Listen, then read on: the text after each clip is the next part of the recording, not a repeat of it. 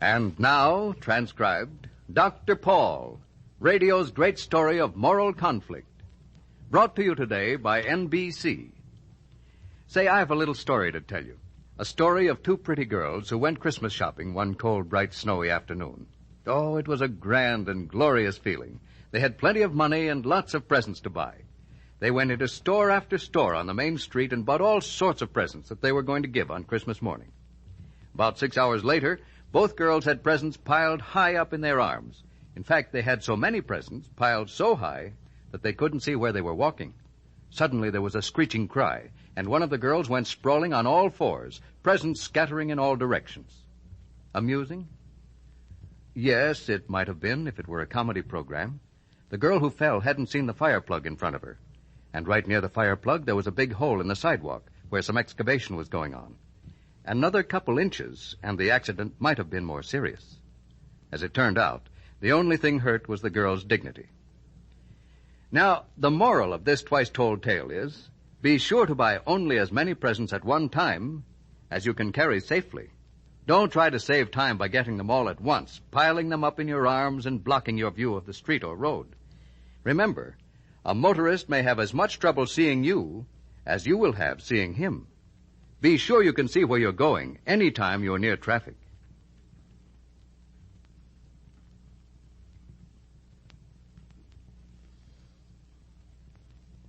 Now, our story continues. Dr. Paul has just arrived at his mother's house, where Virginia Martin and the famous Carlotta Mayfield have been waiting for him. Why has the actress driven down to Greenfield? Why is it necessary for her to see Dr. Paul and Virginia? Why the mystery about Miss Mayfield's actions? These are questions that are as bewildering to Dr. Paul as to Virginia.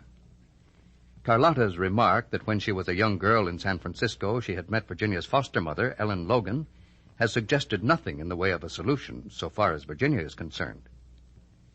The doorbell rings. Dr. Paul goes to answer it.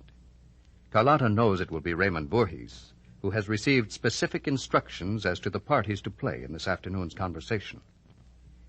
Now, as Dr. Paul returns to the living room with Mr. Voorhees, Carlotta feigns surprise. Raymond, what are you doing here? I changed my mind. Don't you think I should be here, Carlotta? After all, I am your manager. Mrs. Martin, you've met Raymond Voorhees. Yes. And Dr. Bach, Mr. Voorhees. We introduced ourselves to each other at the front door. Yes. Won't you sit down, Mr. Voorhees? Thank you. But, Raymond, I wish you wouldn't. Very well. As I started to tell you, Mrs. Martin, I met Ellen Logan when I was just about 15. Your foster father was extremely ill. They couldn't afford a nurse. Ellen had run an ad in the newspaper, an ad for cheap but willing help. Oh, that was I, all right. I went to work for Ellen Logan. At 15, Miss Mayfield? Oh, yes. Yes, I looked several years older. As a matter of fact, I lied to Ellen about my age. I was strong as a horse and certainly willing to work. As a matter of fact, I was desperate. I needed a place to hide.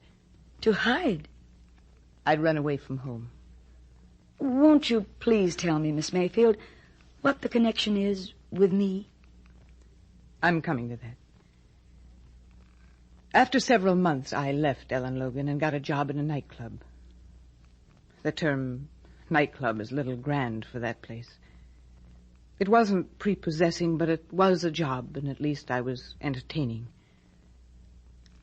My stint at that particular bistro was relatively short and culminated in a runaway marriage, which also was relatively short. After a few miserable months, I returned to Ellen Logan's. Quite desperate, unhappy, and still very young for all my worldly experience. I wasn't quite 17. And so, Mrs. Martin... What's the matter, Miss Mayfield? I'm sorry. It's just that it's so difficult for me. And I'm frightened. Frightened? Of what? Of the two of you. What? Mrs. Martin, a moment ago you said the name Carla Maria Menotti meant nothing to you. That you'd never heard of it. No. Well, then you've never seen your birth certificate. Carlotta, stop. In the name of heaven, stop. Don't make this mistake. Mistake? I know what I'm doing, Raymond. Mistake or not, it's something that has to be done. It's too late anyway to change my mind. No, it might not be. There's a long-distance call I could make. No. What's he talking about, Miss Mayfield? He's worried about what I'm telling you. Worried for my sake, because I'm about to throw away a fortune. A fortune? Just a minute. You told me before Paul arrived, you told me that Carla Menotti had been your name. Yes. You're beginning to understand. Then you asked me about my birth certificate. Doesn't that make it obvious, then, that what I have to tell you is that I'm your mother? Oh, Carlotta. Mother? Oh, but that's impossible. Why? Didn't I tell you I was 16 when I was married? I was only with my husband for a few months. Then I returned to Ellen Logan's to have my baby. Oh, Virginia, please don't go. Well, where are you going to?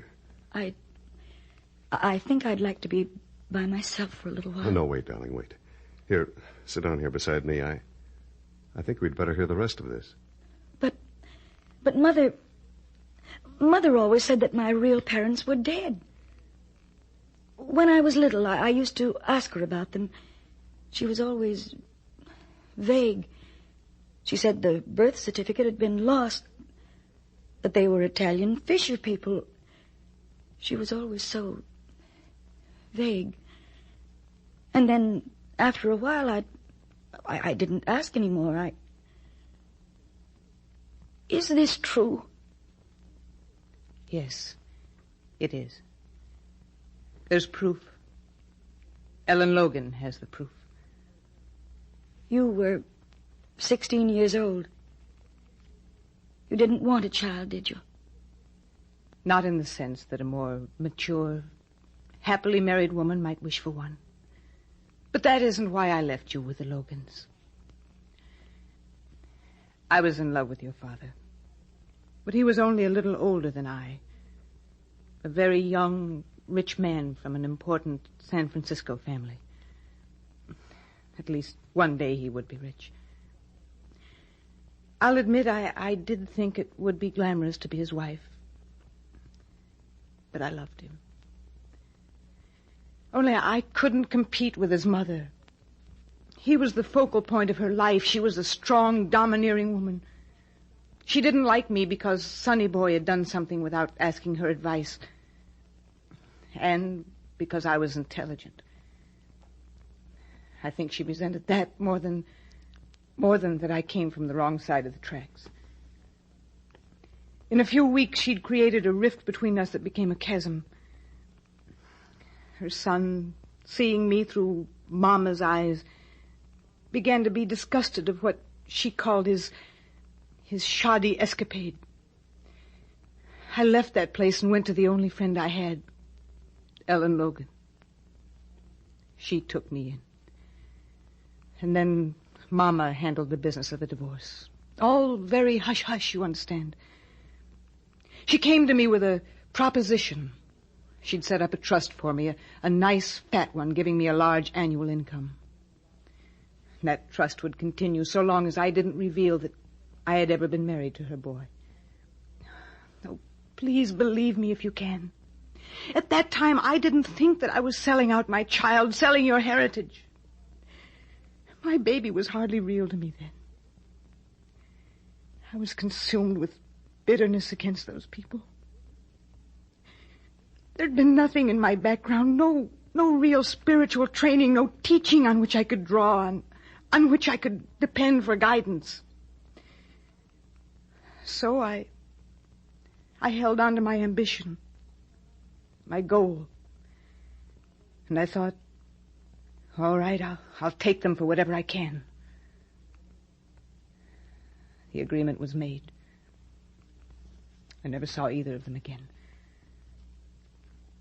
Then, after you were born, I agreed to let the Logans keep you. They didn't think they could have a child, and they wanted one so desperately, and... Well, everything considered, I thought it would be best for you. They were good people. I thought they could give you a better life than I could. Also, I agreed not to interfere. I left. When I received my first payment from the trust, I bought an apartment building for the Logans. So that's how they got it. I often wondered how they ever managed. They let me do it for your sake. Oh, they were proud. They wanted you to be theirs. They didn't want any help from me. Years later, as I grew older and wiser, I knew I'd made a mistake.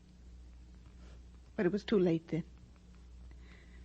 I believed you to be perfectly secure and happy. But oh, what regrets I've had. But I didn't dare. I just didn't dare. Miss Mayfield, is my father dead?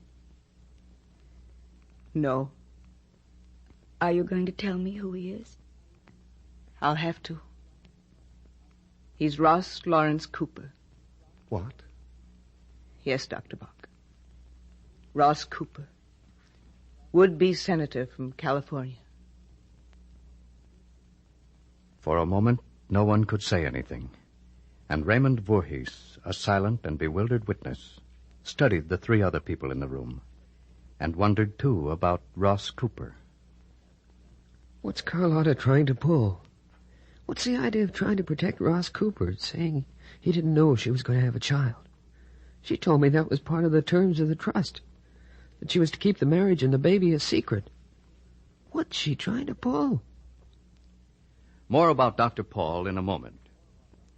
Say, most of us have been called away from home and loved ones at one time or another, and we know from the experience that there's nothing quite as important during those days of separation as mail, a good old letter from home. Any man or woman in the armed forces will tell you that the only call that takes precedence over mess is mail call.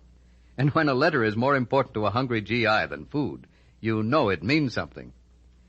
There's a truce in Korea, yes. But to our men and women in service, mail from home is just as important now as it ever was. In some respects, it's even more important. The action, the strain, the anxieties of war can keep a soldier's mind occupied. But when the letdown comes, the time to relax, that's when morale needs a shot in the arm. Now, your soldier knows the shooting is over. He's done his big job, and now he wants to get home. But, unfortunately, there's still a lot to keep him for a while. So don't let him down. Help keep up his morale. Write that letter today.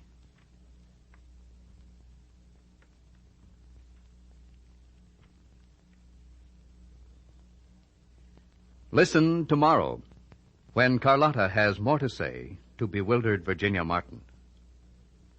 This is Vincent Pelletier reminding you to be with us tomorrow, same time, same station.